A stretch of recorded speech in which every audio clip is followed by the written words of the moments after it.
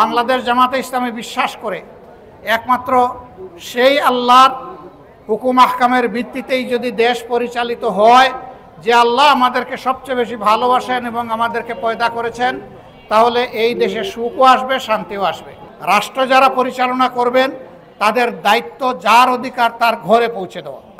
একজন ছাত্র তার শিক্ষার পাঠ শেষ করার সাথে সাথে একটা মূল্যবান সার্টিফিকেট পাবে, তার সাথে একটা কাজ পেয়ে যাবে।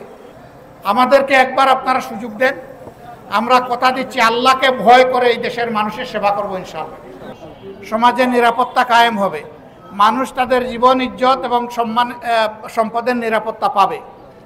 প্রত্যেকটি মানুষ দেশ গড়ায় অংশগ্রহণ করবে, সে চাই নারী হোক পুরুষ হোক, গৃহে হোক বাইরে হোক, যার যেখানে দক্ষতা যোগ্যতা সে অনুযায়ী দেশকে তারা সেবা দেবে।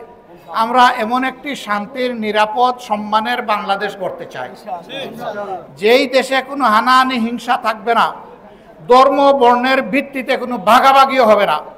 আমরা ঘোষণা করেছি যে আমরা এই দেশে কোনো মেজরিটি মাইনরিটি মানি না। এদেশে যারা জন্মগ্রহণ করবেন, এই দেশের নাগরিক হিসাবে যারা বসবাস করবেন, তারা সকলেই সংবিধানের আওতায়, কোরআনের আইনের আওতায় সকলেই সমান অধিকার তাদের প্রাপ্য। সুতরাং এখানে অধিকারের কোনো তারতম্য হবে না। অধিকারের জন্য লড়াই এবং সংগ্রাম, আন্দোলন এবং মিছিল করার প্রয়োজন হবে না। অধিকার রাষ্ট্র যারা পরিচালনা করবেন তাদের দায়িত্ব যার অধিকার তার ঘরে পৌঁছে দেওয়া।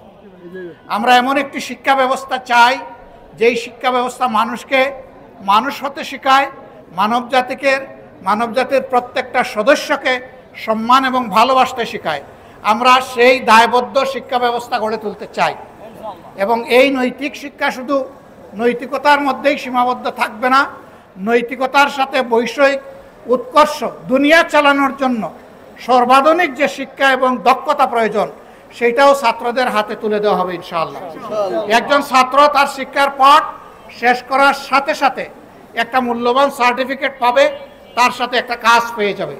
বেকার হয়ে দাঁড়ে দাঁড়ে অফিসে, কার্যালয়ে, এই ইন্ডাস্ট্রি থেকে ওই ফ্যাক্টরিতে তাকে আর ঘুরতে হবে না। তার অফার লেটার কাজের তার শিক্ষা প্রতিষ্ঠানের মাধ্যমেই তার কাছে চলে আসবে। আমরা সেই শিক্ষা ব্যবস্থাটা গড়ে তুলতে চাই। আপনাদের সকলের সহযোগিতা পেলে তা সম্ভব। 53 বছর যারা বিভিন্নভাবে দেশ শাসন করেছেন, তাদের যা দেওয়ার তারা দিয়েছেন। তারা শাসন দিয়েছেন না দুঃশাসন দিয়েছেন, সেটার সাক্ষী জনগণ। আমি এই ব্যাপারে কিছু বলতে চাই না। আমাদেরকে একবার আপনারা সুযোগ দেন, আমরা কথা দিচ্ছি আল্লাহকে ভয় করে এই দেশের মানুষের সেবা করব ইনশাআল্লাহ। আমরা আল্লাহ ছাড়া কোনো ব্যক্তিকে, দুনিয়ার কোনো শক্তিকে আমরা ভয় করব না। ভয় করব শুধু আল্লাহ তাআলাকে।